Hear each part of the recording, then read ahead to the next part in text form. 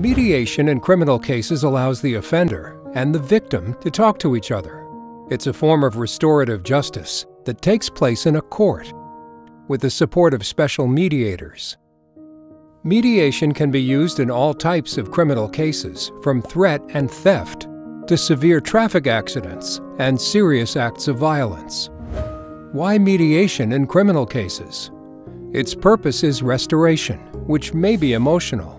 A victim may have questions like, "Why me?" and want an apology. They may have feelings of anxiety or want to make agreements for the future.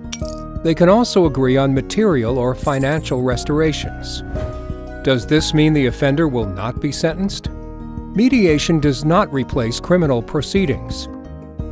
It is always followed by a decision by a judge or public prosecutor. Who can apply for mediation? In criminal cases, it can be suggested by the judge or prosecutor.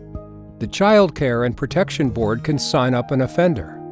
Everything is arranged by the mediation office. Attorneys and probation officers have to request mediation via the judge or public prosecutor. The mediation office can help with this request. Who determines whether mediation takes place? First, the mediation office investigates whether the offender takes responsibility for what has happened and wants to restore the harm done. Then they ask the victim whether he's willing to talk about it. Mediation takes place only if both parties are willing, so it's always voluntary, and it's free for both parties. How does mediation in criminal cases work? Mediation begins with 2 intake meetings, first with the offender, and then the victim. Everything that is said during mediation is confidential, and the parties sign an agreement to this effect.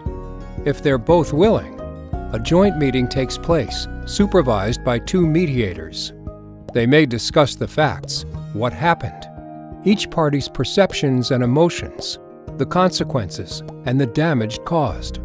They also discuss what would contribute towards restoration and reach an agreement on this.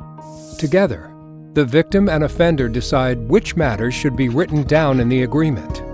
This agreement is not confidential and is added to the criminal file. 80% of mediations are successful. The judge or public prosecutor takes a successful outcome into account when reaching a verdict.